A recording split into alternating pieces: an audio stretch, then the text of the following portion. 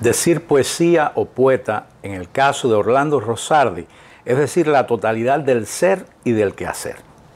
Hablamos pues del camino que le ha conducido a algún lugar, tanto como del lugar mismo. Un destino previsto, entrevisto, se trata de una meta fijada previamente o de un dejarse ir con el fluir de los años y de la vida. ¿De qué fuentes mana el estro poético de Orlando Rosardi?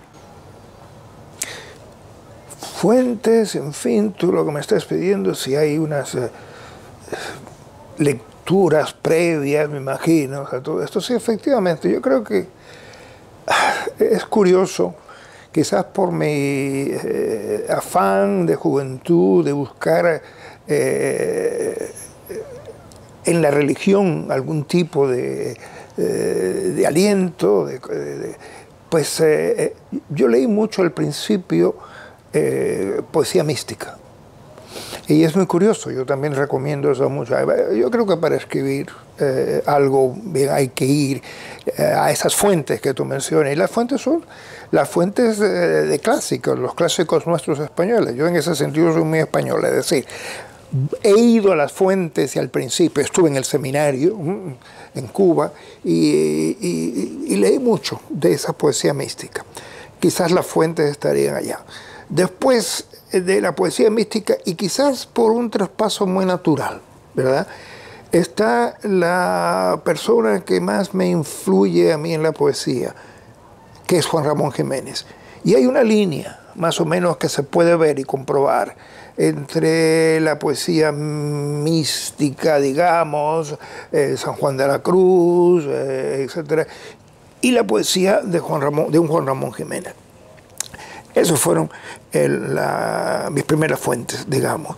Y con Juan Ramón Jiménez, desde luego, desde Cuba, cuando yo estaba en Cuba, que él estaba en Puerto Rico, me acuerdo haber escrito durante la muerte de él, cuando escribió, y Jaime Benítez, que era el rector de la universidad en Puerto Rico, en Río Piedras, me contestó muy amablemente. Y yo era un muchacho de 18, 19 años, cuando muere Juan Ramón. Y entonces me contestó mandándome unas fotos que por ahí tengo todavía.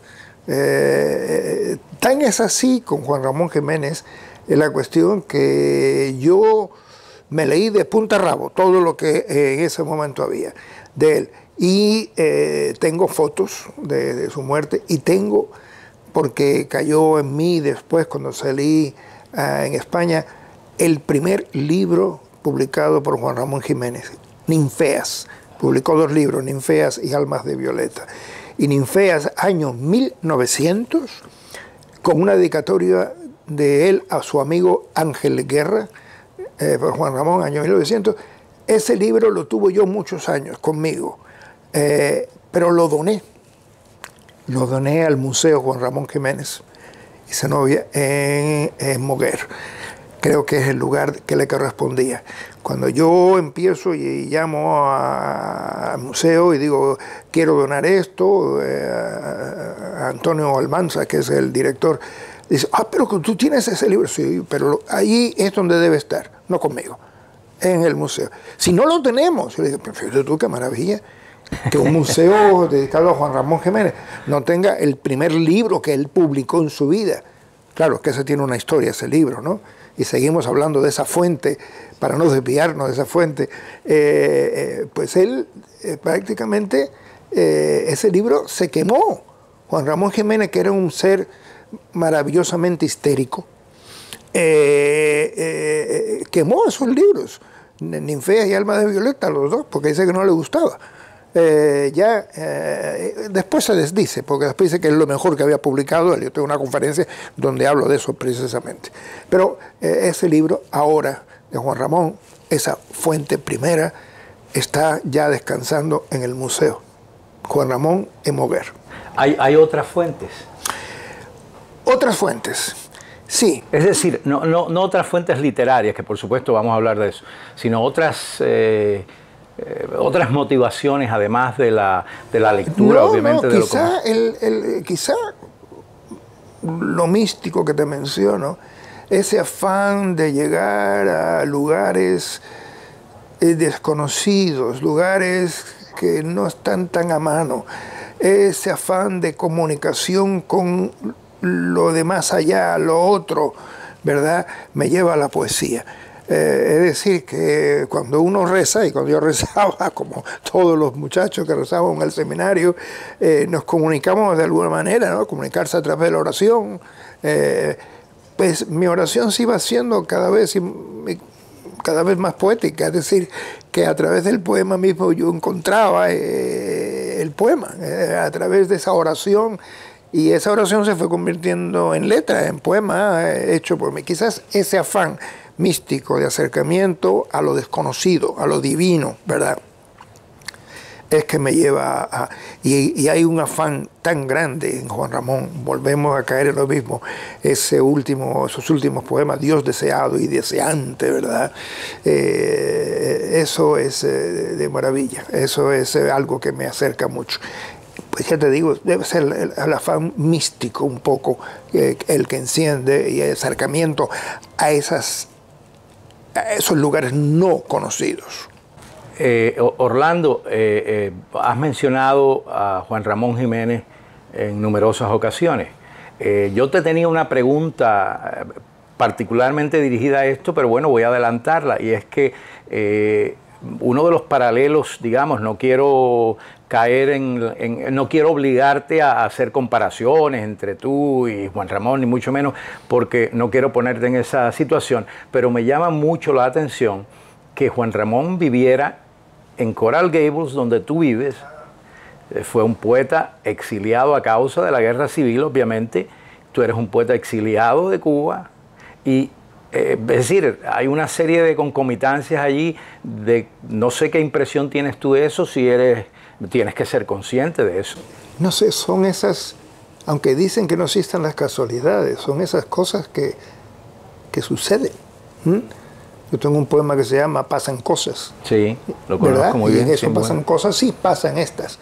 Es decir, que efectivamente, como dices tú, ahora vivo en Coral Gables, y exactamente a 3 cuadras de donde estamos ahora, vivió Juan Ramón Jiménez, en la calle Sevilla, ¿verdad? Antes vivió en la calle Alhambra. Pero vivió Juan Ramón Jiménez aquí. Es decir, que pasan cosas. ¿Hay alguna tarja o algo que indique que vivió? No, en esta casa, no. Solamente hay un parque pequeño donde vivió la primera casa que vivió en 3 lugares. El primer lugar fue muy rápido, el segundo fue en la calle Alhambra, y ya allí hay unos edificios enormes, y allí hay un parquecito, que no recuerdo ahora el nombre en inglés, tiene el nombre de un señor en inglés, pero hay unas tarjas que puso el consulado español hace algún tiempo ya, que tienen 3 pequeñas partes de versos de su romance de Coral Gables. Ah, ya. Los tienen allí. Es un parque. Y la última casa que vivió fue aquí en Sevilla. Él tiene... Una de las cosas que hacía Juan Ramón era pintar. Y pintaba muy bien. Sí, y dibujaba. Dibujaba y pintaba muy bien. Más bien digamos, imita un poco a Sorolla. Es decir, era un poco imitando a Soraya las cosas. Y entonces él pintó la fachada de su casa y dice abajo Sevilla. Está aquí. Ha cambiado un poco, parece que le han cambiado la casa. Pero no hay una tarja. No hay una tarja puesta allí, no hay ninguna placa ni que indique que allí vivió. Lo saben los que sabemos esta cosa. Sería interesante que, por ejemplo, el Centro Cultural Español dirigirse a ellos para llamarles la atención acerca de esto. Ya está llamada la atención, ya hablé con el cónsul, que es un amigo, y efectivamente estamos en eso para ver si en un momento determinado el cónsul y la Academia Norteamericana de la Lengua, nosotros y tal, podemos hacer eso. Ya, eso sería un acto de justicia, ¿no? Justicia poética, pudiéramos decir. Claro. ¿En qué momento, Orlando, si pudieras precisar eso, comienzas a sentir el tirón de la poesía? ¿Se te confunde eso con otras demandas creadoras o se te presenta por separado? Ya me dijiste que empezaste quizás a convertir la oración en el rezo, ¿no? en un poema, ¿no? Así es que esa podría ser una de los elementos de tu respuesta, pero no estoy Bueno, después de aquello, yo te decía, empecé también a leer mucha poesía cubana. Es decir, muchos de los cubanos del momento, alguien que todavía, que llegó a ser amigo, que lo conocí luego muy íntimamente en España, y hasta prologó uno de mis libros, que es Gastón Baquero. Gastón Baquero. Es decir, en un momento empecé a leer esa poesía cubana. Otra persona que fue amigo mío aquí en Miami, otro exiliado, es Eugenio Florí. Es decir, también, por ahí las dos cosas, aunque sean quizás distintos los dos, hay algo que los acerca en ese momento, ¿no? Y por ahí fue otra de mis fuentes, podrían ser esas, ¿no? Pero ya una fuente un poco más alejada de la primera fuente, un poco más ya, es decir, con los años iba cambiando, iba leyendo otras cosas, etc. Lo que sí puedes ver es que yo me paro en la poesía hispana. Yo, a pesar de haber leído y conozco inglés y soy graduado en Estados Unidos, mi máster y doctorado y todo aquí, que leo inglés y no sé, me corre por las venas un sentimiento hispano que no puedo dejar. Para mí es leer poesía hispana, hispanoamericana, que es la otra parte donde yo iba y leía. Me es muy difícil decir que yo tenga alguna influencia o ni siquiera de un poeta inglés o norteamericano o algo así. Pero tienes un poema muy bueno, muy importante dedicado a Walt Whitman. Sí, efectivamente. Pero Walt Whitman, ¿cómo es? Yo siempre lo veo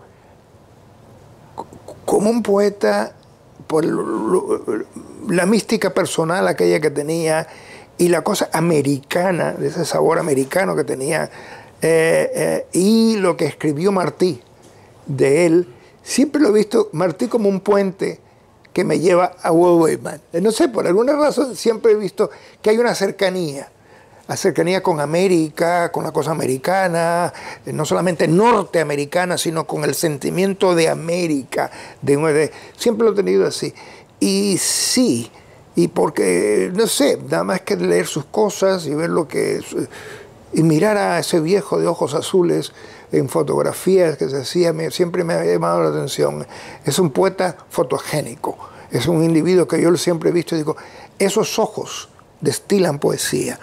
Entonces, ese poema mío que tengo de Walt Whitman precisamente habla de un poco de eso, cómo a través de sus ojos no son los ojos de otro y que él se proyecta en el otro, que ese otro soy yo, que es el poeta quizás, ¿no? Tal cual. Pero no puedo nunca decirte, y le he visto decir a mucha gente decir, pues yo he leído mucho a Menganito y Menganito, no mencionar un poeta ruso, dos poetas rusos, o tantos poetas franceses, qué sé yo, y por ahí, yo nunca he podido tener una influencia de ningún poeta que no sea hispano. Y hablando de eso, sería también los hispanoamericanos. Es decir, fue el momento en que yo también empecé a leer mucha poesía hispanoamericana. Los normales, los llevados y traídos, lo de siempre, los maravillosos, ¿verdad? Un Vallejo, ¿verdad? Un Huidobro, ¿verdad? Un Pablo Neruda, ¿verdad? Es decir, por ahí todos leímos, porque hay que ver que yo tengo cierta edad. Y cierta edad, pues, me da el crédito para haber leído muchísimo de esos señores. O sea, hay quien confunde a mi grupo como el grupo de los 50. Aquí decimos el grupo de los 60. Yo salí de Cuba en el año 60, septiembre del 60, ¿verdad? Y entonces decimos, somos los poetas de los 60. Y me ponen a mí a veces con los poetas de los 50. No, yo no soy poeta del grupo de los 50 que en Cuba tienen otro ámbito y otro momento. No, yo soy poeta del exilio, de verdad. Aunque Cuba y el exilio, tú sabes, yo publiqué la antología mía sobre Cuba, sobre la sociedad cubana. Vamos a hablar, pero entonces vale ahí, la pena. Entonces ahí lo que sucede es que yo tengo una relación con el exilio pues muy fuerte, ¿verdad? Porque precisamente a pesar de que publiqué una revista con un poeta, murió el pobre, estupendo, totalmente alocado, pero lleno de una creatividad tremenda, que era René Ariza. René y yo sacamos una revista en Cuba, Cántico, una revista que sacamos como 4 números, nada más pequeñita, y la sacamos en Cuba antes de yo salir. Yo salí para España en el 60, y después no lo vi más hasta que él regresó aquí, René, a Miami. Vino a Miami y ya sí lo vi, el pobre había sido muy maltratado por el gobierno, el pobre, en fin. Pero es hasta ese momento, ¿verdad?, que yo me considero entonces, a pesar de haber publicado, de haber hecho cosas en Cuba, conocí en aquel momento a una persona que se llamaba, que el apellido era Cherisian después, pero antes era Fernández, el apellido era Fernández. David Cherisian. David Fernández, su primer libro era David Fernández, no era David Cherisian, después se cambió. Bueno, no importa, muy bien. Yo también soy Orlando Rodríguez Sardiña y soy Orlando Rosardi. Siempre digo que yo soy dos. Cuando uno se muera, el otro quedará viviendo y así jugamos el juego. El poeta Walt se sienta a cavilar sobre sí mismo. El poeta Walt se sienta a cavilar en una esquina, una mano en la otra mano, el sueño en un bolsillo. Es ese más bien alto con frente que cubre todas sus ausencias, con ojos que ven desde muy lejos los tiempos que aún le quedan por andar al calendario y versos afilados al cuaderno.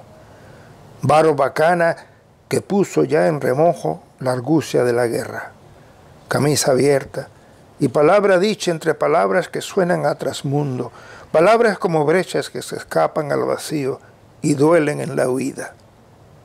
Es que hay tanto que decir. Por cierto, que ese yo que es él y que es también conmigo ese intento de ser uno con otro, por él desparramado, se encima al borde de los versos. Estira su yo entre márgenes y líneas, su yo cantado en 2 o 3 cuartillas, andando micle para arriba y para abajo, saltando los peldaños, bajando una y otra vez los mismos rostros. Y el cuarto oscuro, con el cielo oscuro, con cristales entre sombras y el bulevar perdiéndose en ventanas más acá de la esperanza. Y todo entrando al canto que canta a su manera. Walt respira y se acomoda la sonrisa. Walt medita y siente lo que siente a su manera y canta de sí mismo lo que el mundo espera, lo que el canto espera. Es que hay tanto por cantar. Walt cavila con la mano en el bolsillo, metido el sueño entre los dedos, solfeando sus palabras, venciendo el tiempo que le mira desde lejos, el tiempo suyo para el tiempo mío. Walt, entrado en años, echado a retosar entre las letras, que va y dice: cada átomo de mí también lo sois vosotros, tú, poeta, a quien invito al canto mientras ando y siento mis pisadas por la hierba. Es que hay tanto que pensar. Miro con mis ojos los ojos que me miran desde años que aún no han sido. Miro mi tierra acurrucada, prendida por los techos y las calles que arden en todos los rincones, y las noches que trafican día a día sus noches intranquilas, donde mueren de cariño todos los colores, donde la guerra tuya es la guerra mía, y la de él, y la del otro, y salta a su combate el brazo que es el tuyo y que es el mío. Walt medita a pierna suelta, canta hasta mi oído el milagro de ser quien es, y busca con los dedos de la mano el texto de su vida. Es que hay tanto que vivir. Walt es ese que se acerca por la orilla y sube por el pecho hasta el deseo.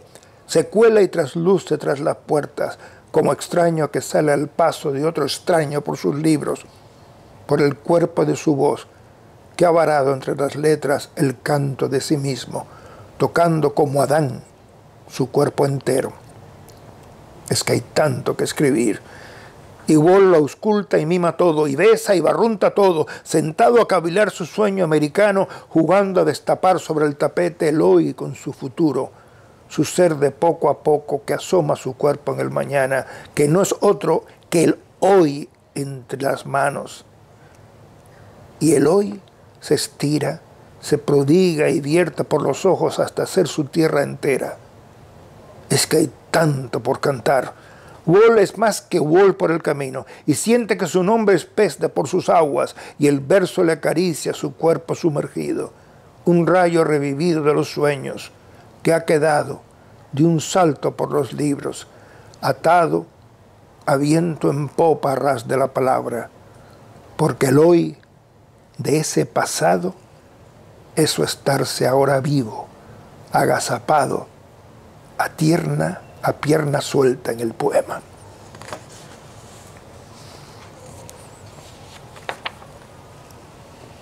Ahí tienes a Wall.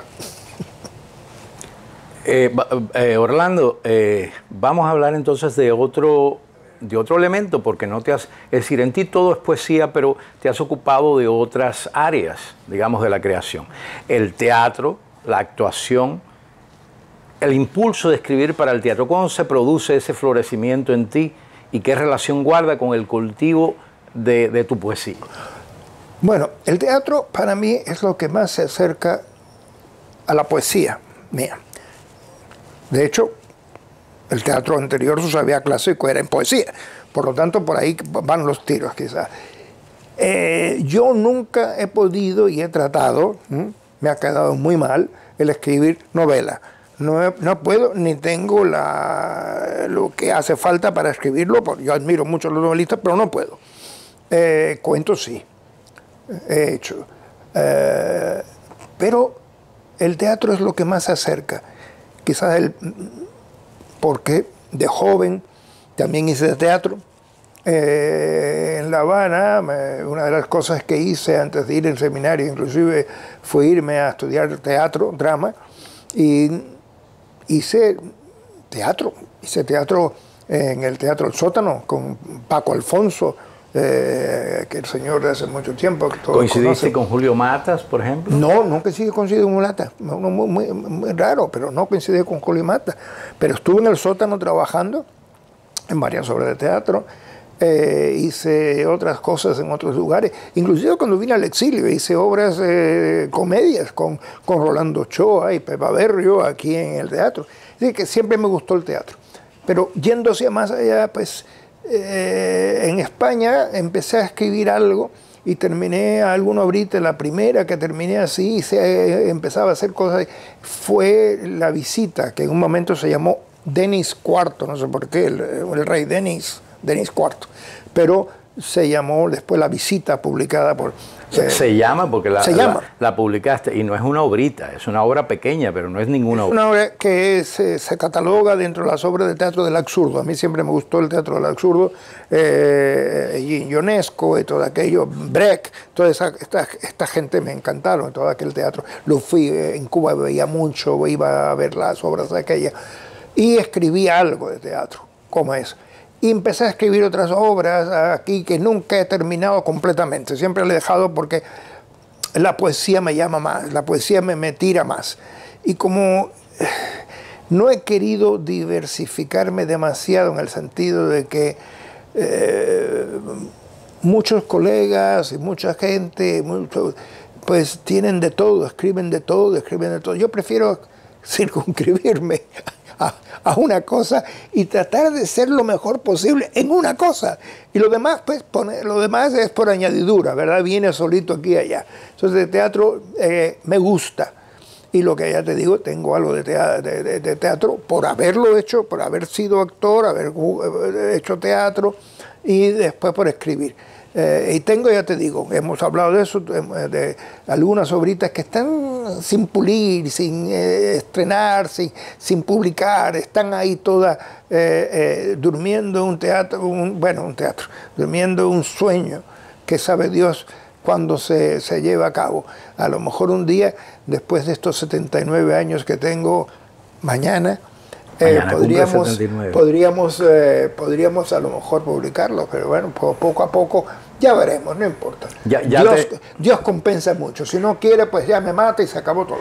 ¿Qué va? Mañana cumple 79, faltan los siguientes 79.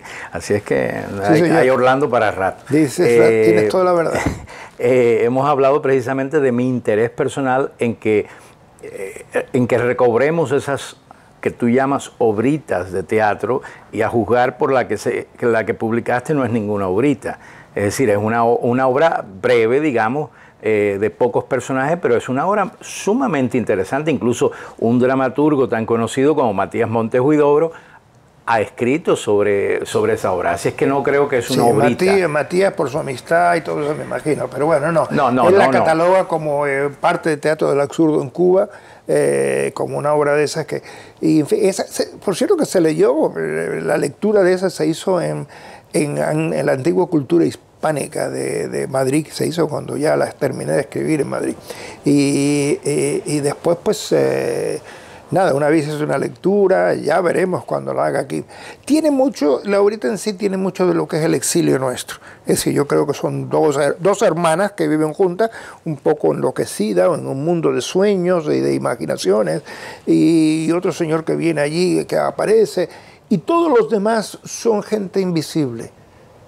Es decir, ellos hablan con los señores aquellos que están allí, que han venido a la visita.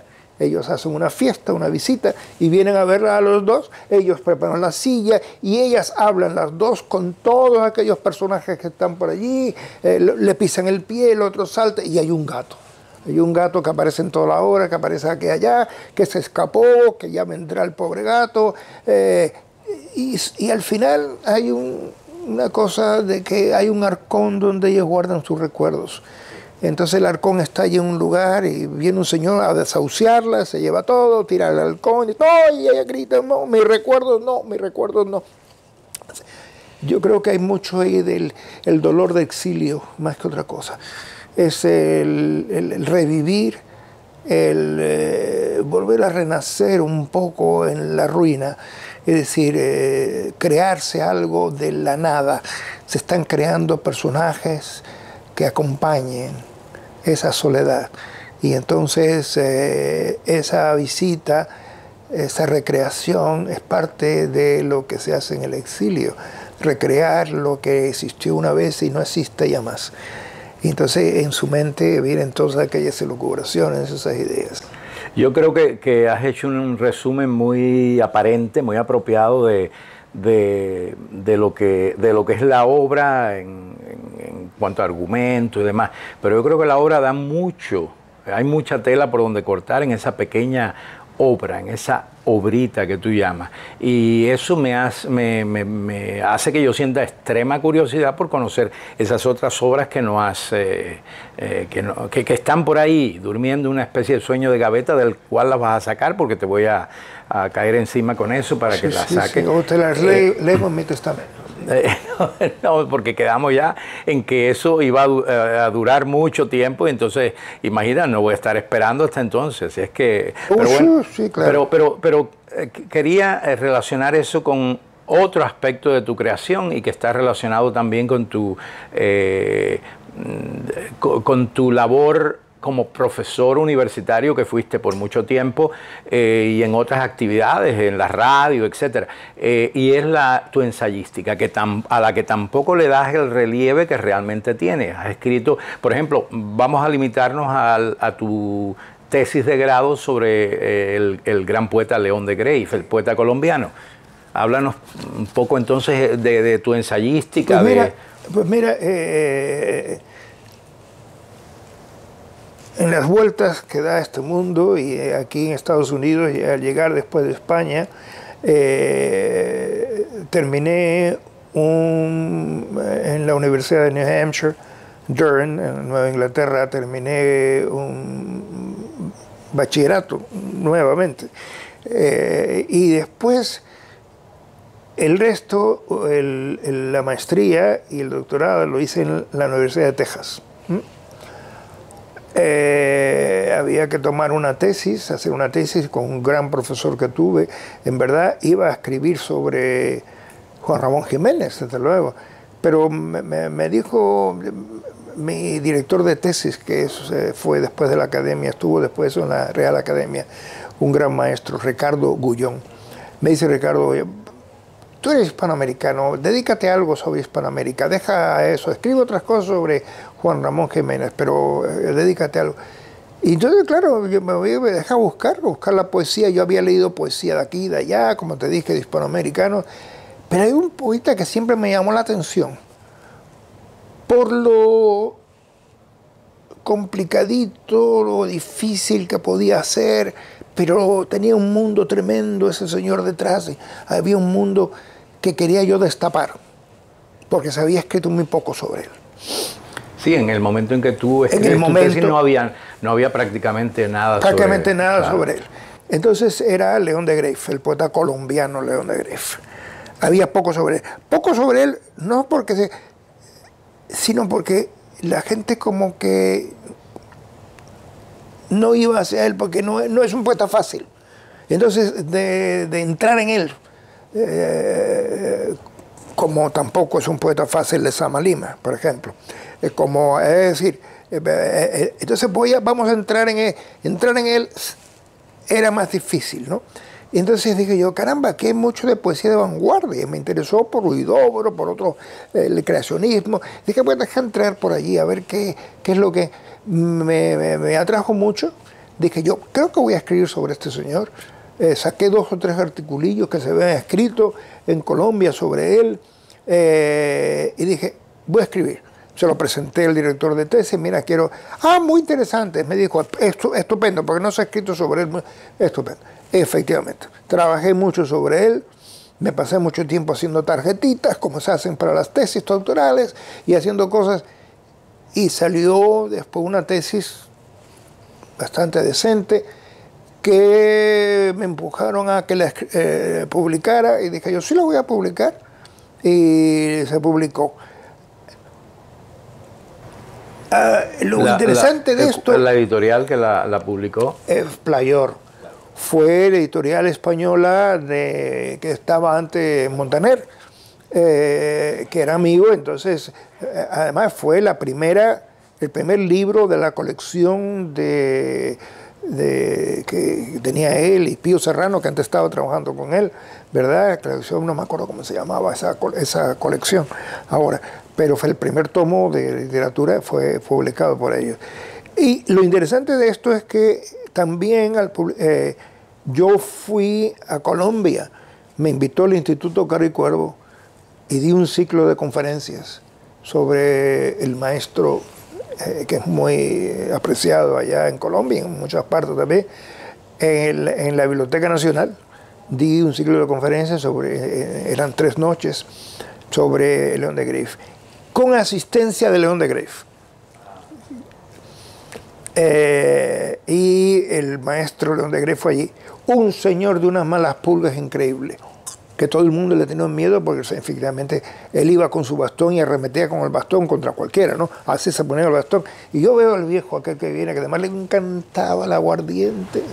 Y a mí que yo no puedo tomar mucha bebida porque me pone... Pero bueno, nada, el señor estaba y se aparece allí a la primera y dice, bueno, da la mano, me mira así como de punta a la y dice, muy buenas noches. Muy colombiano en la manera de hablarse con esas... Se siente, va y se sienta. Dije yo, ay Dios mío, como yo meta aquí la pata en la primera vez, este viejo arremete con el bastón y me dice que hasta la misma madre. Pero bueno, nada. Termino mi primera conferencia, se levanta, ayudado también por el hermano de él, Halmar, viene y me dice, me mira, la cara dice, vuelvo mañana a la segunda. Y se va. Dije yo, no lo debía ver, le gustó la primera, porque estuvo las 3 conferencias y me dio un gran abrazo después y me dice, vamos a tomar. Vamos afuera, que me lo convido estuvimos tomando lo que yo podía tomar allí y tal. Y ya me hice buen amigo del maestro esa noche y tal, después tuve que regresar ya. Pero efectivamente fue León de Greiff. Y muchos colombianos creen que yo soy colombiano precisamente por haber escrito sobre León de Greiff. Tú sabes que esas cosas suceden. Y después se han escrito otros trabajos sobre él, pero el mío fue uno de los primeros. Sí. Sí. Y fue una tesis. Fue una tesis, sí, sí. Ya un poquito después reformada, cambiada, pero había mucho trabajo en esa tesis, ¿verdad? Sobre el ritmo, una serie de cosas importantes allí que la gente no estudia mucho. Pero te metiste en la obra de León de Greiff con una sensibilidad y a la vez con una especie de furia, ¿no? de intensidad, digamos. Sí, tienes toda la razón. Buscar un poco el hecho de que no es tan raro para lo que en ese momento se escribía, es decir, es la vanguardia poética, así se llama el libro, ¿verdad? León de Greiff es una poética de vanguardia, es decir, quién era, qué era y por qué hacía lo que hacía. En fin, eso fue uno.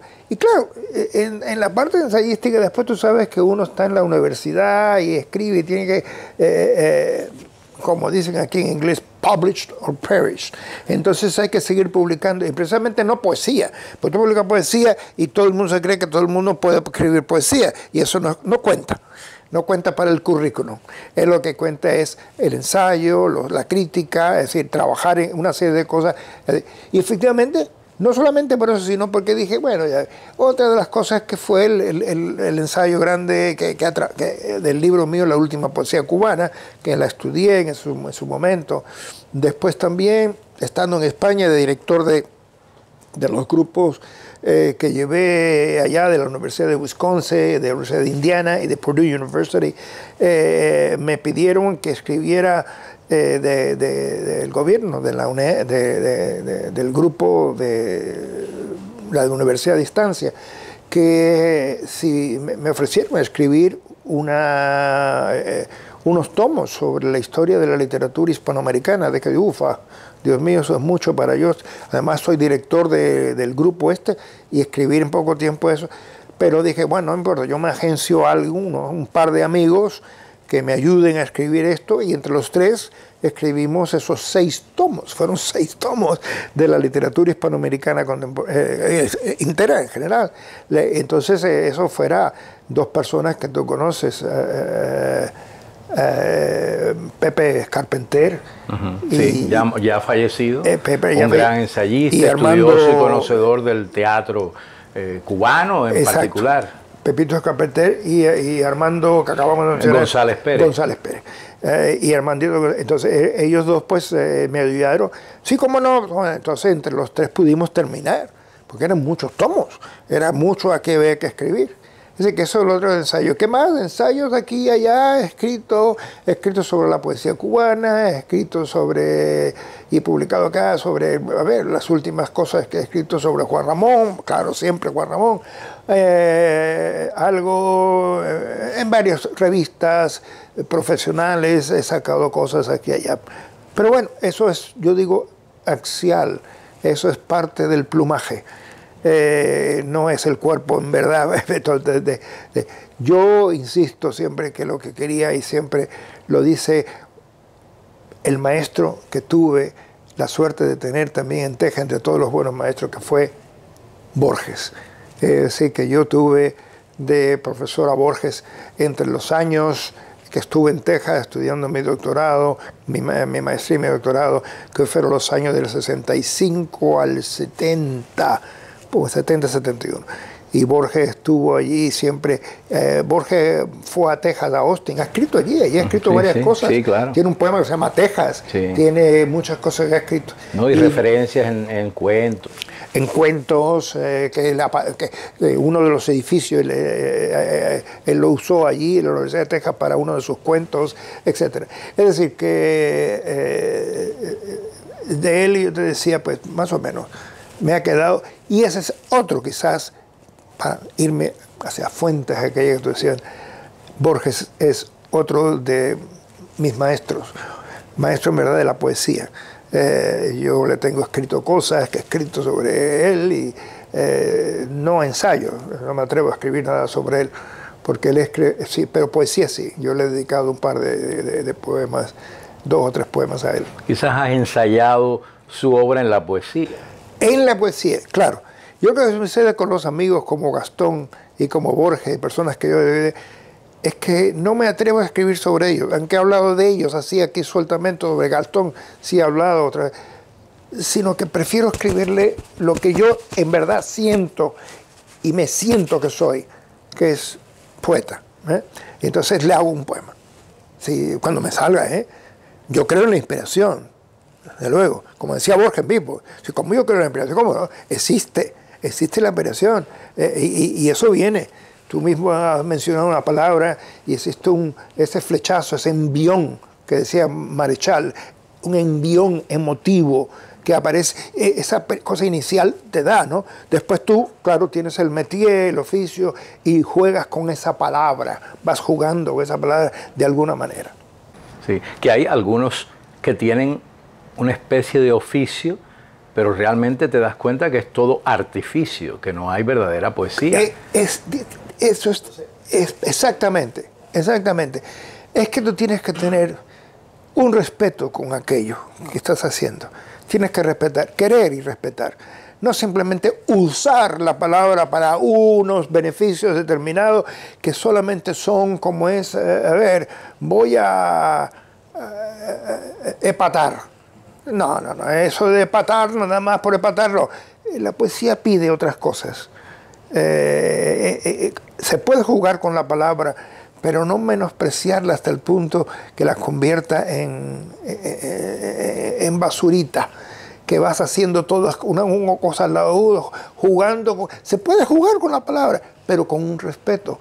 Y esa palabra te va a dar mucho, ¿verdad? Yo hago juego con la poesía a veces y cosas de ese tipo, pero siempre respetando no el verso, porque cualquiera dice el verso, sino hay el poema en sí, la palabra poética. Tienes que respetarla y ver cómo ella va buscando. Hay muchas maneras, pero desgraciadamente conocemos algunos poetas que no pueden, que la utilizan para unos beneficios que... Es jugar con la palabra o con las palabras, pero no a costa de las palabras. Totalmente, exacto. Esa es exacto, no a costa de las palabras. Entonces, por la misma vía, Orlando, de tu poesía, tú tienes también una obra que podríamos relacionarla en cierto modo con la ensayística, que es la recopilación, las antologías que has hecho. Y quiero aprovechar, ¿no?, que ya hemos hablado un poco de tus ensayos y demás, para hablar de eso precisamente, ¿no? En particular de uno de tus aportes fundamentales a este campo. Cada cierto tiempo se habla con aparente candor de las dos orillas de una necesaria y presunta reconciliación entre los cubanos, ¿no?, de puentes que son más bien cabezas de playa, ¿no?, dando a esta propuesta cada vez que ocurre un carácter de novedad. Todo esto sirve, como bien sabemos, los que no andamos a oscuras, para camuflar, entre otras cosas, que existen de un lado un exilio que es el mayor nunca conocido en este hemisferio y una diáspora que es una permanente sangría cubana, y del otro una tiranía totalitaria que ya dura más de medio siglo, imponiendo, ¿no?, su férula sobre el pueblo al que oprime a sangre y fuego sin hacer concesiones. Como consecuencia de esto, se han publicado en diferentes momentos, parece una cosa cíclica, libros, o bien en el exilio o bien dentro de Cuba, con vistas al exterior, en los que se producen antologías, etcétera, donde se habla de las dos orillas, etcétera, etcétera. Fueron dos cubanos del exilio, tu amigo Humberto López Morales, quien en el año, me parece que fue 63, publicó realmente la primera antología inclusiva, verdaderamente, de la poesía cubana, ¿cierto? Cierto.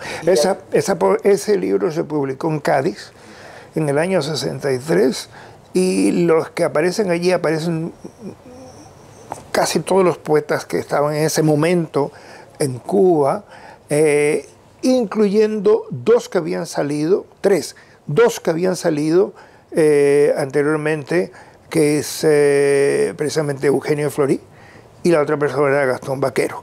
Son los dos que salen afuera. Y el tercero era yo. Era el más joven, yo creo que haber tenido unos 20 años. Era el Benjamín 20, 21 años. Es decir, que poeta más joven de aquello que aparece en el 63.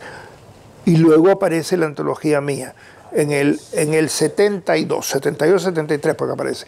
Y esa es la última poesía cubana, efectivamente. Y es así reúne muchos de los poetas que estaban afuera más jóvenes, e inclusive poetas que estaban en la cárcel, como Eberto Padilla y como Ángel Cuadra. Pero incluyes a Nicolás Guillén, a Roberto Fernández Retamar, ¿no? A Pablo Armando Fernández, a muchísimos poetas del momento, sí. ¿Nadie en el exilio te sometió a un acto de repudio?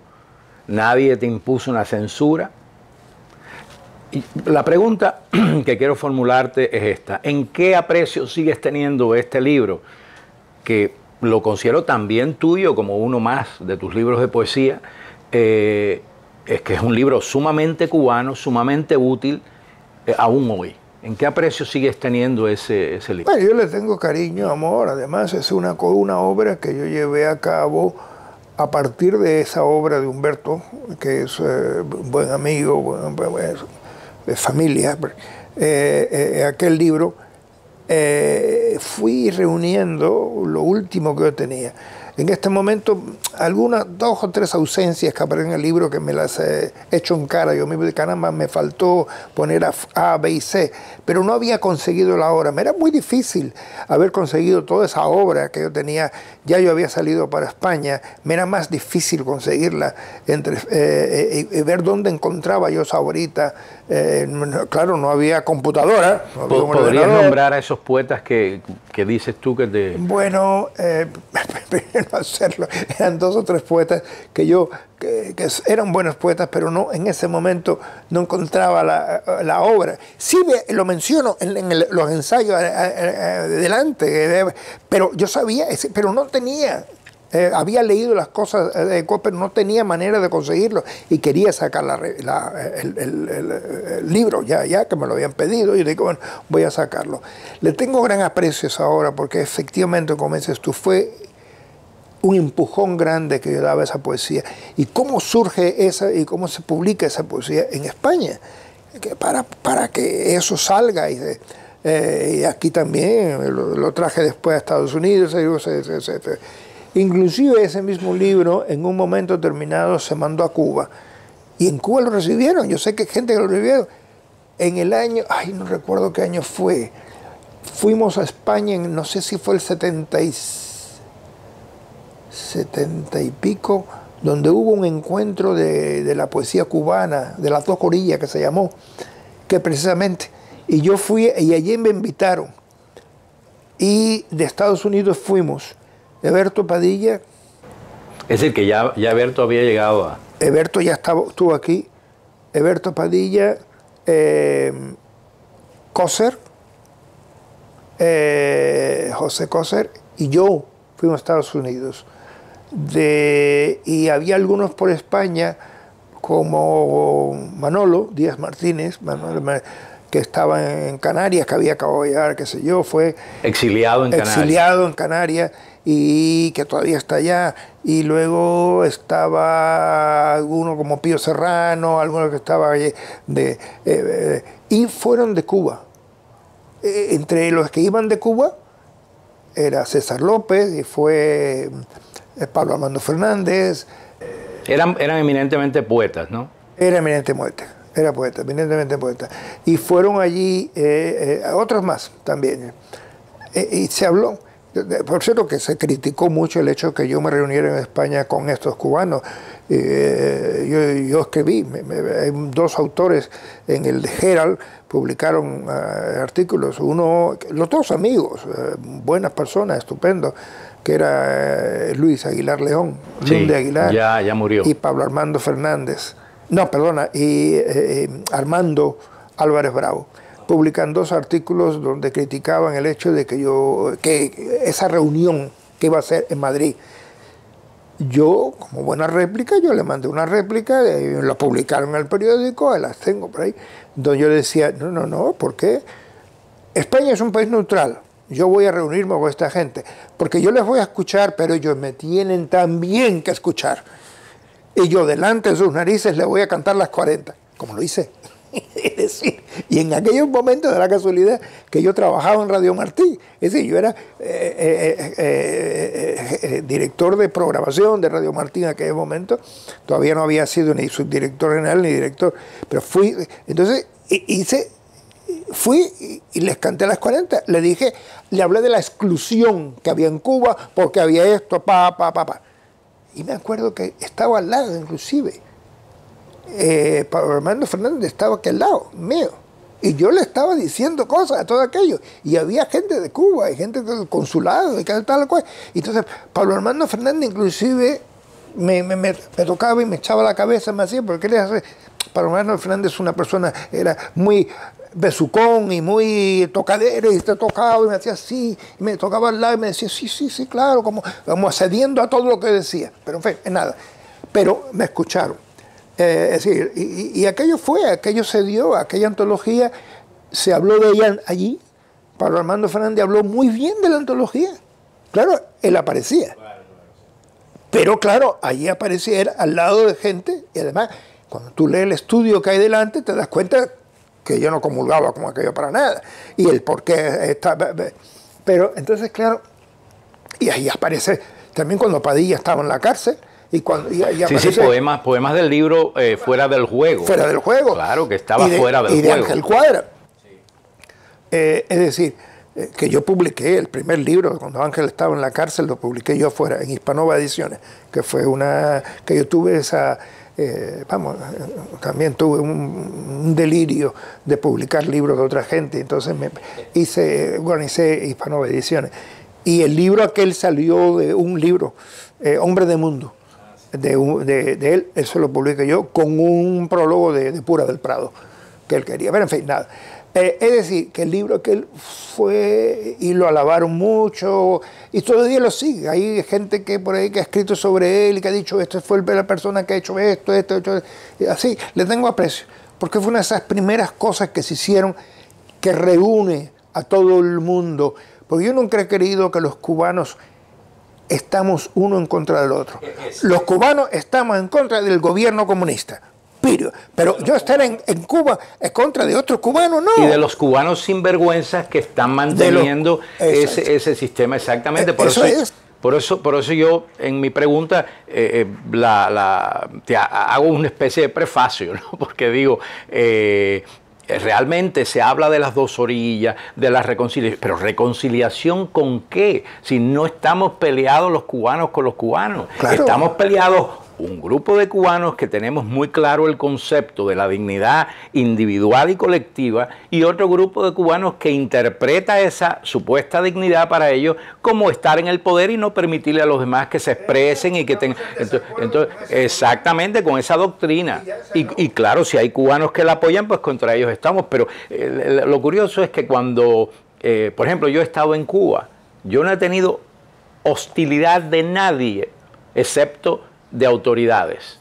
En las numerosas visitas que hice cuando mis padres estaban ya muy mal y me permitieron regresar tantos años después, la hostilidad nunca ha venido de parte ni siquiera de desconocidos, sino eran siempre autoridades que trataban, que sé yo. Bueno, mira, Rolando, inclusive tú has mencionado mi etapa académica en la universidad. Bueno, yo soy, como te dije, académico de la lengua, de la Academia Norteamericana, Somino Numerario, y he trabajado en algunas cosas de la Real Academia, como la enciclopedia que dirigió Humberto López Morales, la enciclopedia del español en Estados Unidos, que es un libraco enorme, donde tengo varios artículos sobre la poesía cubana, sobre las editoriales cubanas, y en el diccionario de americanismo, en la Real Academia, y he tenido contacto con algunos académicos de la Academia Cubana de la Lengua, y me llevo bien. Es decir, donde me llevo mal es cuando hay una ideología que quieren imponer y implantar y decirme, usted no tiene honra, y encarcelar y liquidar y fusilar. Ahí estoy. Mira, mi último cuaderno, el que acabo de sacar hace poco, el cuaderno que se llama Tras los Rostros. Tras los Rostros es un recuerdo para mantener la historia viva, que no puede morir, las cosas han pasado, es los rostros aquellos que pintó Juan Abreu en Barcelona, que puso en la Eurocámara sobre los fusilados en Cuba, muchos fusilados en Cuba. Y a mí me llamó mucho la atención aquello, me llegó hondo, y yo empecé a escribir unas cositas, y saqué un cuaderno que le gustó mucho a Juan Abreu, que los dos me decían, sí, hay que sacarlo. Bueno, saqué yo aquel cuaderno, y son palabras que podrían haber dicho aquellos individuos, ¿verdad? Y ahí está aquellos poemas, que es lo último que he sacado hace poco. Así que estoy siempre en contra de aquello del gobierno, ¿verdad? Pero como decía, ya lo decía Martí, yo no estoy contra el mal gobierno que nos manda España, no contra España, sino contra los malos gobiernos que nos mandan. En tu libro Fundación del Centro, que es un libro, a mí me parece excepcional en más de un sentido, trazas un recorrido que yo considero a la vez agónico y regocijado por la geografía y aún podríamos decir que por la topografía, ¿no? Con sus altos y bajos relieves. Este recorrido corresponde tanto a la experiencia vital del poeta, ir de la casa al exilio, en mi opinión, como al recorrido poético en sí mismo, al recorrido de la poesía. A ese libro le sigue otro libro también significativo, Totalidad. ¿Qué conexiones hay entre esos dos libros? Bueno, primero habría que declarar qué fue lo que dio paso a Fundación del Centro. Lo que da paso a Fundación del Centro, que es un poema largo en prosa, es como un poema largo en prosa. Lo que da paso es quizá otra vez vuelve el maestro de a 3 cuadras de aquí, Juan Ramón Jiménez. Pero yo diría que también es muy whitmaniano. Sí, es posible, claro. Claro, pero vuelve por la cosa americana y de espacio, precisamente la palabra que acabo de mencionar, espacio.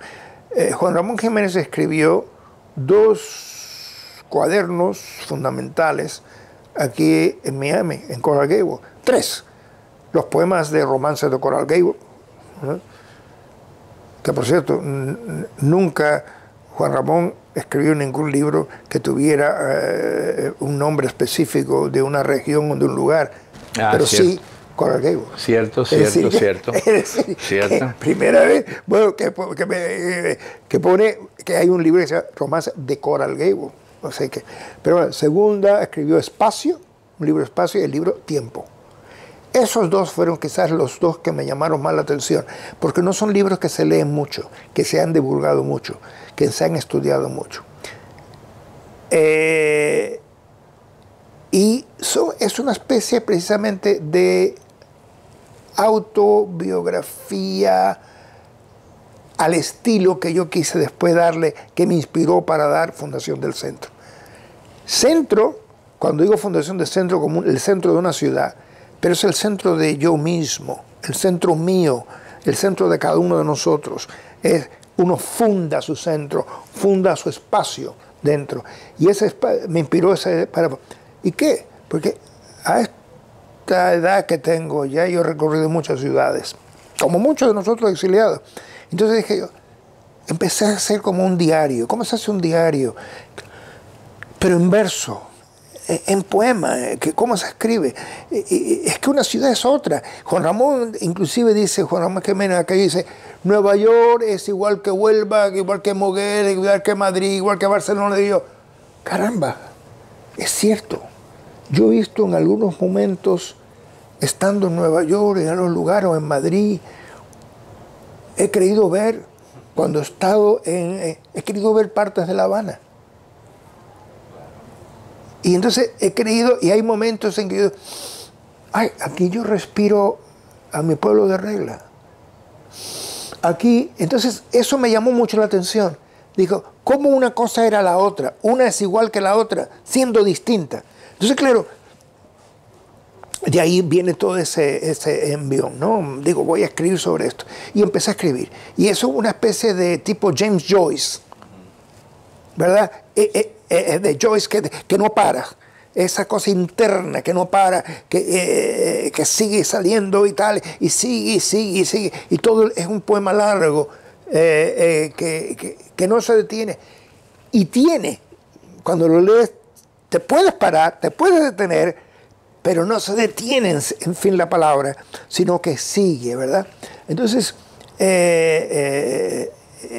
aquello, ¿qué sucede? Que yo recorro todas mis ciudades, que una es la otra.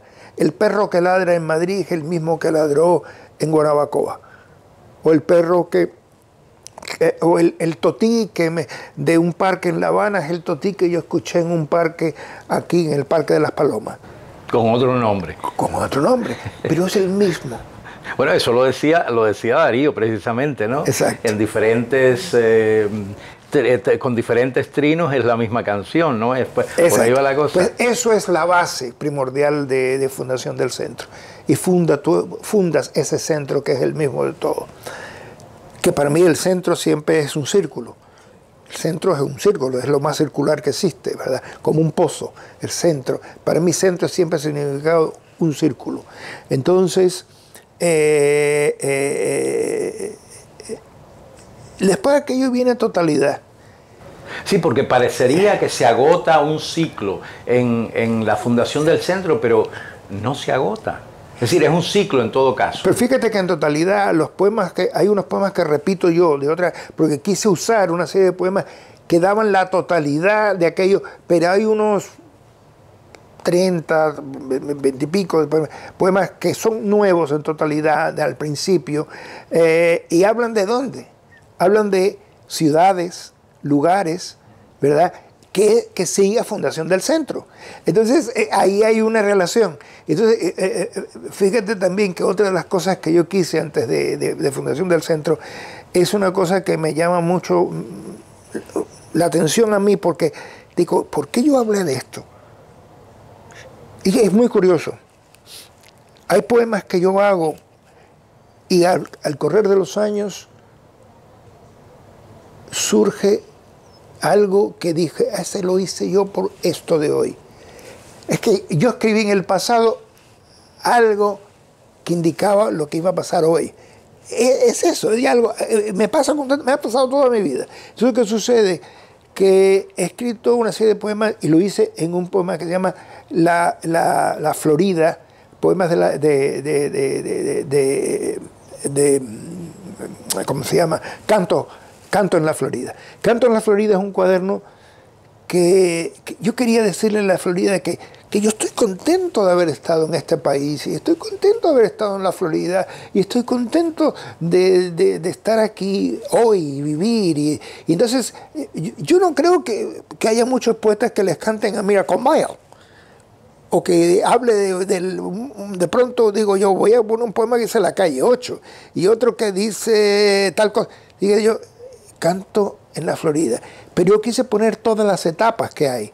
Desde la primera etapa del descubrimiento, Ponce de León, Narváez, etcétera, hasta ese descubrimiento, los sirios Tequendama, aquello, hasta pasar por la Florida que visitó Martí y que venía y paraba en un tren que venía a Jacksonville, y después otro que venía a Tampa, que lo traía hasta Tampa, y después por barco iba hasta Cayo Hueso. Es decir, también existen esas tres Floridas, la de los conquistadores, la del siglo XIX, XVIII, XIX, y la última nuestra, ¿verdad? Que siempre hemos estado rodeados de hispanos. Entonces yo hago aquello. ¿Y qué sucede? En totalidad quise unir muchos de aquellos poemas, y aparece mucho, por eso repetí allí parte del libro de la Florida. Lo puse en totalidad porque es parte, ¿verdad?, axial. Y a mí no me importa repetir las cosas. Y perdona, y es, otra vez hablamos de Juan Ramón Jiménez y de un sentido de gratitud, porque justamente pudiéramos decir que de todos esos exiliados españoles, un exiliado que definitivamente expresa en todo momento su gratitud por los Estados Unidos es Juan Ramón Jiménez. Sí, señor. Y esos romances de Coral Gables son una, entre otras cosas, una evidencia de eso. Así es que hay otro elemento de punto de contacto entre tu experiencia, tu percepción cierto que lo digas, y lo de Juan efectivamente. Ramón. Entonces, Totalidad recoge esos poemas que me faltaron de unir. A mí no me importa mucho que un libro tenga lo que le llama a alguno unidad. La unidad es el poema en sí, no la totalidad de los poemas. Es decir, hay quien dice, este libro tiene que tener una uniformidad, una unidad. Bueno, eso déjalo usted para los editores que quieran, o un editor que quiera hacer algo de esto. Pero un poeta, no. Para mí siempre, y relativamente, la poesía es poesía de circunstancia. Y cuando digo circunstancia, no peyorativa, digo una circunstancia dada crea un poema. Por eso todos los poemas son poemas de circunstancia, de una circunstancia creada en un momento que de pronto se da, ¿verdad? Entonces, usted reúne los poetas, las poesías de circunstanciales en un cuaderno, las recoge, y a veces un poema es de amor, y el otro poema es de los sueños, y el otro es de la muerte, y el otro de la luna y el sol. Es decir, que puede no haber uniformidad. Es decir, temática, no hay uniformidad. Exacto. Temática. No hay. Pero bueno, entonces Totalidad quizás hay un intento de decir, los poemas A, B y C fueron publicados en el libro tal, los poemas en la revista tal, y esto salió en tal cuaderno. Yo los voy a reunir todos, porque entonces sí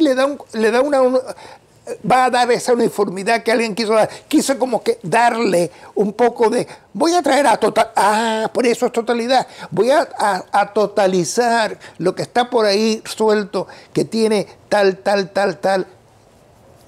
fondo y raíz en un libro, que he reunido esos poemas totales y voy a meter en esa carpeta otros de totalidad.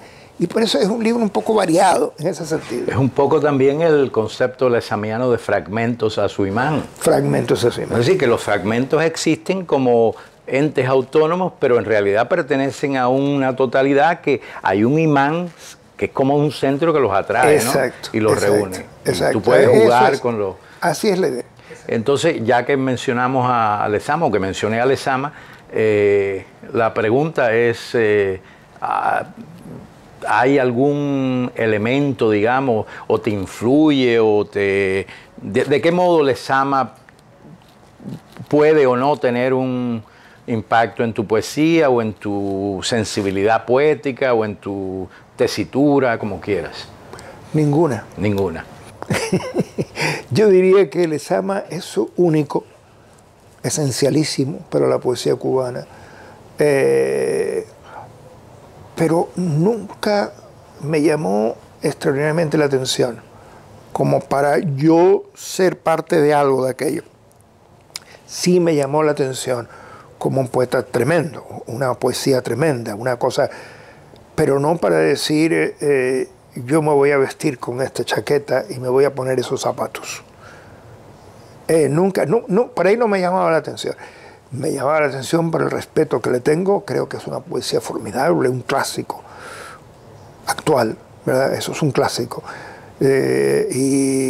Pero no puedo decir que me tocaba. Me tocaba, sí, gente que estuvieron con él en su grupo, como Gastón. Eso sí, como Gastón, como, bueno, otros de su momento, Florí, sí. Pero él, exactamente. Yo tengo un poema sobre Lezama Lima. Es un poema que se puede leer de dos maneras, como que lo estoy criticando, pero que lo estoy alabando. Es un poema que lo alabo, precisamente parece que es una crítica, pero no lo es.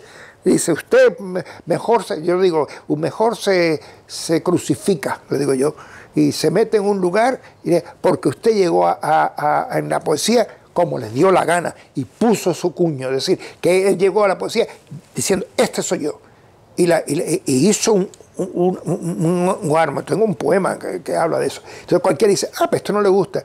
Pero sin embargo, los que conocen a Lezama, y muchos que conocen a Lezama me han dicho, sí, no, si lo estás alabando, estás diciendo que él llegó a la poesía y la confirmó, la reafirmó, hizo lo que quiso, como le dio la gana, a la manera que él quería. Como hizo Góngora en su momento. Exacto. Que puede que no tengas nada en común con él, pero es innegable. Exacto. Sí, es que tampoco, alguna persona dice que mi poesía es una poesía, mi poesía no es de andar por casa todos los días. Sin embargo, si vas, mi poesía te dice algo. Yo creo en la comunicación y creo que si hay algún tipo de cosa que quita la comunicación, ¿verdad? A pesar de que uno utiliza símbolos, metáforas, una serie de cosas, que juegas con aquella palabra, cuando se dice aquella palabra, tú lees, de pronto estás captando. Yo hasta hago juego con la poesía que dice, ¿pero qué dice este señor? De pronto dice, la vas aceptando. Creo que te he dado a leer unas cosas últimas de juegos, que yo le llamo juguetes. Y esos juguetes, tú dices, aquí hay algo interesante, hay algo, de pronto tú estás aceptando algo. Hay cosas que se aceptan y hay otras que de ninguna manera. Esas yo sé que se aceptan porque yo mismo me leo. Yo digo, voy a leer esta, yo voy a leer. Y yo corrijo mucho. Nadie, ni Juan Ramón, ni otras personas, ni nadie. Todo el mundo dice, sí, que corre. Borges corregía muchísimo. Borges decía que se sentaba y decía, yo dejo esta hora y lo corrijo. Juan Ramón tenía una cosa que se llama las 40 gavetas. Él las cerraba, las abría y volvía a corregir. No importa. Eso de la cosa hollywoodesca de venir y tú tienes un envión emotivo de eso por la noche, que creas una cosa y escribes y eso es lo que es. No, hay que corregir. Hay momentos en que hay que corregir las cosas y ponerlas como Dios mande. ¿Emilio Vallagas tiene algún eco en tu...? Alguien ha dicho eso. Yo he leído cosas de Vallagas que me han gustado mucho, ¿verdad? En Radio Martí yo trabajé con su hijo, el hijo de... Con Manolo. Con Manolo Vallagas. Él estuvo allí con Radio Martí, conmigo en Washington. Hace tiempo no lo veo. Vallagas no lo he leído, me gusta, poeta, pero no creo tener ningún tipo de... No sé, hay quien la ve. Eso vamos a dejárselo a la crítica. Sí, y que me lo diga a mí, porque a veces el poeta se entiende a través de los críticos, él mismo se entiende, ¿no? Tú ves un crítico y dices, mira lo que dice este hombre. Sí tiene razón, pues yo no había caído en eso, pero sí, finalmente, pero cuando me lo apunten y yo voy a ver, yo digo, qué bien, me quito el chapo, me quito el sombrero, sí, usted tiene razón. Vallagas, uno de los grandes poetas desconocidos, casi absolutamente hoy día. No ha hablado mucho de él, la gente no habla mucho de él, sin embargo es un poeta muy bueno. Muy bueno, muy importante. A veces tu poesía, para quizás cerrar este capítulo, ¿no? Tu poesía muchas veces es tenida, he leído aquí y allá, engañosamente a mi parecer, por eso que se denomina en general poesía coloquial. No, no voy a darte una premisa de mi propia concepción de tu poesía en ese sentido. ¿Cuál es tu opinión? Mira, de los poetas españoles hay algunos que me llaman por una poesía. Por ejemplo, y yo di un recital en Málaga con una poeta estupenda, ya murió, que es de una poesía diaria, que es Gloria Fuentes. Y a mí me gustaba Celaya, por ejemplo, me ha gustado. Alberti, hay unas cosas muy... Y esos son gente de poesía de todos los días, de eso de andar por casa, que dicen las cosas, pero son muy buenos. Y hay cosas... Y Gloria Fuertes, por ejemplo, Gloria Fuertes tiene cosas que me llamó mucho la atención, Gloria Fuertes, que decía una serie de cosas tan de andar por casa. Yo me acuerdo haber recitado a ella, primero, figúrate tú, En Málaga ella que la gente le encantaba escucharla a Gloria Fuerte. Y después era yo, y yo no era muy, yo era más bien joven y tal y cual, y decía, Dios mío, y detrás de esta señora, que tiene una voz así muy seria, muy tal, pero era estupenda diciendo la poesía. Y por ahí tengo libros de ella dedicados a mí y tal, y le decía, bueno, y tengo algunos poemas que habla, inclusive dedicados a ella, yo le digo, a la manera de Gloria Fuerte, y lo tengo, o que yo puedo hacer esa poesía, pero no totalmente. Ángel Cuadra y algunos pero han dicho que yo sí, que tengo una poesía muy como, vamos, más bien coloquial, que puedo, pero no es así. Si tú lees todo el poema y tú lo sabes, no es totalmente así. Es decir, llegó para quedarse ante eso, en esa palabra, llegó Juan Ramón. Entonces ya ves que Juan Ramón no es de la poesía todos los días. Tiene en esa última poesía, qué sé yo, ya verás que hay momentos en que dices, espérate, ¿qué estás diciendo? ¿No? Pero no es totalmente, no es así, hay un poco de todo. Pero sin embargo, existe sí momentos en que yo puedo, y hay poemas, como pasan cosas este poema. Sí, pero es una conversación, yo diría, del poeta con el lector, que además es el poeta mismo, es como un espejo hablando, no para mirarse el ombligo en el espejo, pero es como una especie de desdoblamiento. ¿Verdad? Sí, exactamente, como una anagnórisis, ¿no? Y entonces eso está pero yo no lo veo como, coincido contigo, yo no lo veo como... No, yo no lo veo totalmente así. Existen momentos en que, claro, es que lo que sucede es que yo creo en la poesía dicha, ¿verdad? Como el juglar. Yo creo en aquello. Yo creo que el momento en que el juglar ya cayó, se fue matando un poco la poesía.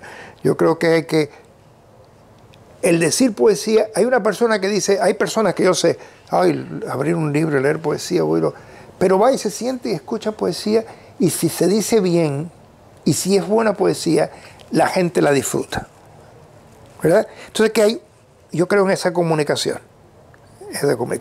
Y esa comunicación, insisto, que es lo principal, y esa comunicación está en mi poesía. No la primera poesía. La primera poesía mía es lo que siempre pasa con todos los poetas. Yo tengo un poemita muy chiquitito que dice que el poeta hace su poema como una casa, ¿verdad? Algo así, con dos puertas. Una de entrada, que es el yo, y otra de salida, que es el otro. Ese poemita chiquitito que yo tengo, te está diciendo exactamente, tú entras por el yo, y muchos poetas se quedan en el yo, que no los entiendes.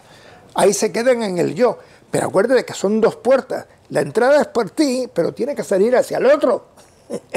Si no, no hay nada. ¿Para qué escribes? Pero también es cuestión de autoconocerse, porque de lo contrario tampoco vas a llegar al otro, ¿no? Claro, me imagino que eso es así, claro, tiene que ser. Tiene que ser, tú tienes que conocerte a ti mismo y conocer lo que está...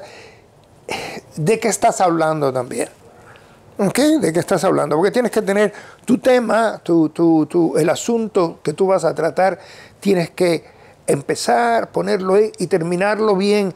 Y yo creo en eso como actor y también como gente que gusta el teatro, los poemas tienen que cerrarse en un momento de termina el telón, se cierra el telón, ¿verdad?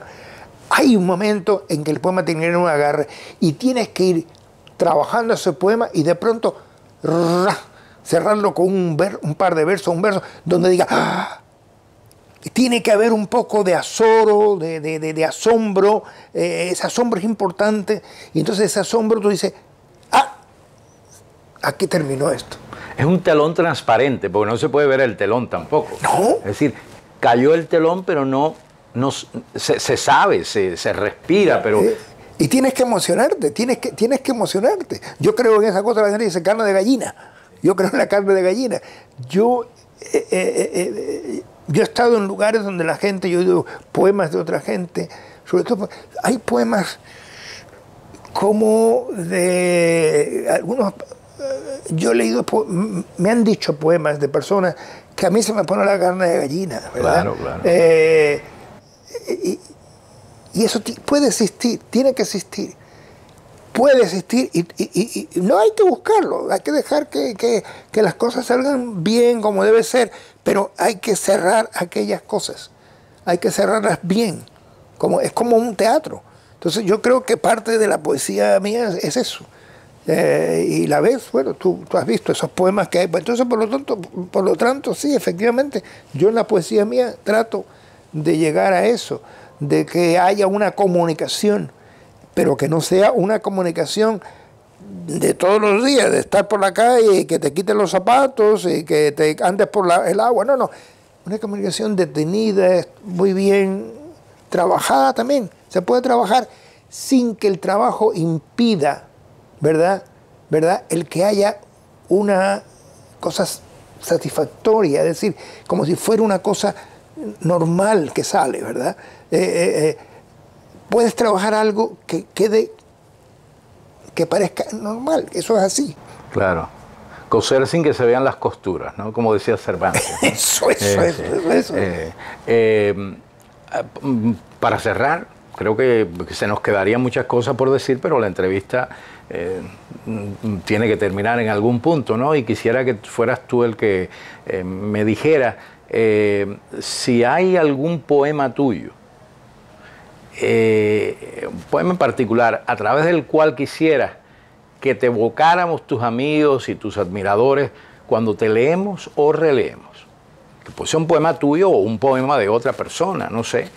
¿Hay algún poema así? Porque estás hablándome de ese poema de impacto, de que se vaya algún poema así, o te pongo en un aprieto demasiado... No, es que a veces no sé decirte de eso, decir que hay... A ver, ¿qué es lo que hay? Algo pequeño, porque si te leo una cosa larga, figura, no terminamos nunca y aburrimos a los que se ponen a ver esto.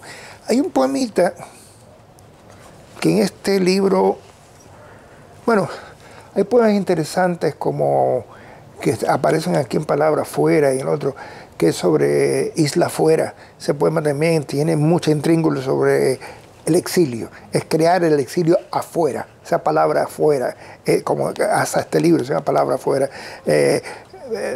Pero hay uno que es,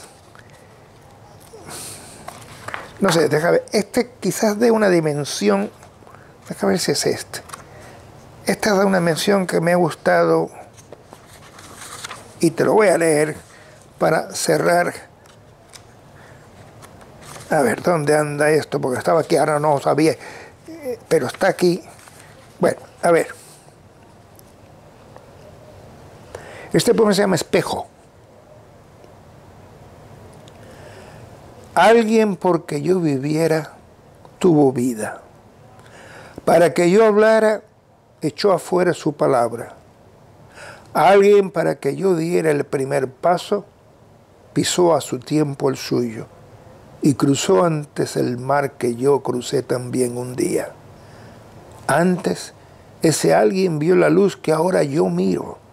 Las tardes y las noches que se apagan, igual que yo, las vio alguien primero.